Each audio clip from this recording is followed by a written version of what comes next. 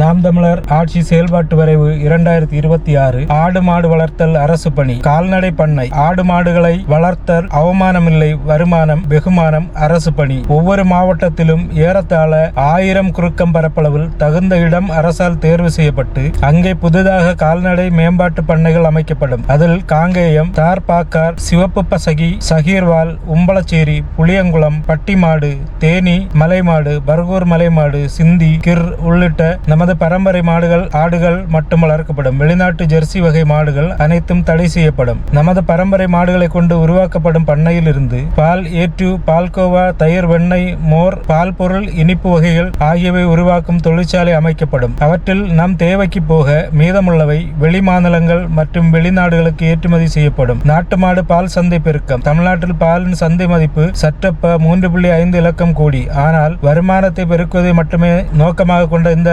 அரசுகள் உயிரை குடிக்கும் மது விற்பனை மட்டுமே சார்ந்திருக்கிறது. பால் வகைகளின் பேய் எனப்படக்கூடிய ஜெர்சி வகை கலப்பின மாடுகளின் பால் A1 முழுதாக தடை செய்யப்படும். மரபணு மாற்றம் செய்து உருவாக்கப்பட்ட மாடுகளில் இருந்து புறப்படும் இந்த பால் மாந்த குலத்திற்கு எதிரானது. ஒவ்வாமை, சர்க்கரை நோய், பெண்கள் சிறு அகவையில் பூப்பெய்தல், ஆண்களுக்கு மலட்டுத்தன்மை ஏற்படுதல் உள்ளிட்ட நோய்களை எளிதாக உண்டாக்கி வருகிறது. பல்வேறு புதிய வகை நோய்களை உருவாக்கக்கூடியது. அமெரிக்கா சர்க்கரை நோய்க்கான ஊசி மருந்தை மட்டுமே விற்று பல இலக்கம் கோடி வருமானம் ஈட்டுகிறது. அமெரிக்கா, நியூசிலாந்து, ஆஸ்திரேலியா உள்ளிட்ட பெரும்பாலான நாடுகள் ஜெர்சி வகை மாட்டுப்பாலை பயன்படுத்துவதை குறைத்துக் கொண்டிருக்கிறது. இந்தியா போன்ற நாடுகளில் இருந்து ஏற்று என்ற நோய் எதிர்ப்பு ஆற்றலை அதிகரிக்கும், எளிதில் செரிக்கக்கூடிய பாலை கொடுக்கும் பரம்பரை மாட்டின் விந்தணுக்களை இறக்குமதி செய்து கொண்டிருக்கிறார்கள். எனவேதான் ஜெர்சி வகை மாடுகளுக்கு முற்றாக தடை விதிக்கின்றோம். மாற்றாக நமது பரம்பரை மாடுகளை திட்டமிட்டு பெருக்குவோம். இயற்கை உரங்கள். கால்நடை மேலாண்மை பண்ணைகளுக்கு அருகில் ஆட்டுப்புழுக்கை, மாட்டுச்சாணம், சிறுநீர் கழிவுகள் இருந்து 5 ஆவின் பொருள்,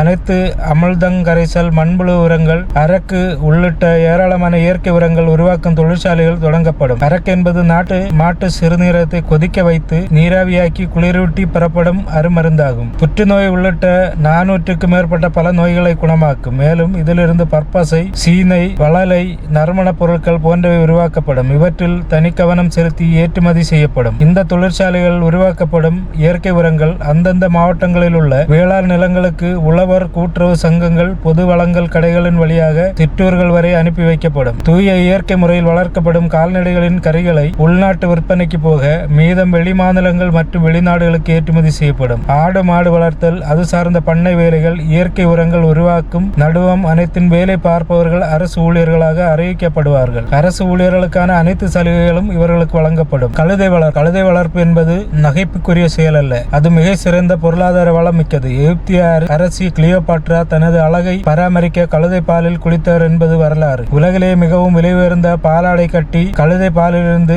தயாரிக்கப்படுகிறது. செர்பியா போன்ற நாடுகளில் இது பெரும் வருவாயை ஈட்டி தருகிறது. உலக சந்தையில் இதற்கு 60 விழுக்காடு தேவை உள்ளது. எனவே கழுதை வளர்ப்பில் அரசு கவனம் செலுத்தும். நெசவு தொழில். ஒரு கைத்தறி சேலையை நெசவு செய்வது என்பது ஏராளமான கைமுறை செயல்களை உள்ளடக்கியது. ஒரு சேலைக்கு பெரும்பாலும் 15,000 முதல் 25,000 வரை மிதி அசைவுகள் செய்ய வேண்டியது இருக்கும். பல்லாயிரக்கணக்கான குறுக்கம் பரப்பளவில் பருத்தி பயிரிடப்படும். இதனை வெள்ளை தங்கம் என்று குறிப்பிடுகிறோம். பருத்தி விதையிலிருந்து பருத்தி பால், எண்ணெய் மற்றும் புண்ணாக்கு ஆகியவை தயாரிக்கப்படும். காய்கறிகள், பழங்கள் மற்றும் இலைகளிலிருந்து பெறப்படும் இயற்கை சாயங்கள் ஆடை தயாரிப்புக்கு பயன்படுத்தப்படும். பருத்தியில் இருந்து நூல் நூற்பது மற்றும் ஆடை தயாரிப்பது ஆகிய பணிகள் அரசு பணிகளாக மாற்றப்படும். ஏற்கனவே உள்ள நெசவாளர்களின் திறனை பயன்படுத்தி உற்பத்தி செய்யப்படும் ஆடைகளை அரசே கொள்முதல் செய்து சந்தைப்படுத்தும். படித்தவர்களுக்கும் படிக்காதவர்களுக்கும் அரசு வேலை. நாம் தமிழர் கட்சி படித்தவர்கள் படிக்காதவர்கள் அனைவருக்கும் அரசு வேலை, இனி படிக்காதவர்கள் இல்லை என்ற நிலையை உருவாக்குவது அடுத்த வேலை என்ற முழக்கத்தினை முன்வைக்கிறது. அந்தந்த பகுதியில் நன்கு படித்த இளைஞர்கள், விற்பனை பொறுப்பாளர்கள் வேலைகளில் அமர்த்தப்படுவார்கள். அவர்கள் வெளிமாநிலம், வெளிநாடுகளுக்கு சென்று தமிழகத்தில் விளையும் காய்கறிகள் அனைத்தும் எப்படி இயற்கை முறையில் உருவாக்கப்படுகிறது என்பதை ஒளிப்பட காணொலி காட்சிகள் மூலம் விளக்கி விற்பனையை பெருக்க பணிக்கப்படுவார்கள். இதன் மூலமாக தமிழகம் முழுவதும் 15 இலக்கத்திற்கும் மேற்பட்ட படித்த படிக்காத இளைய தலைமுறைக்கு அரசு வேலைகள் வழங்கப்படும். படித்தவர்களுக்கு பண்ணை மேலாண்மை, நிர்வாகம், கணினிமயப்படுத்துவது மற்றும் வெளிமாநில, வெளிநாட்டு விற்பனை நிகராளர் வேலைகள் வழங்கப்படும். படிக்காதவர்களுக்கு கால்நடைகள் வளர்த்தல், பேணி காத்தல், கண்காணித்தல் உள்ளிட்ட வேலைகள் வழங்கப்படும்.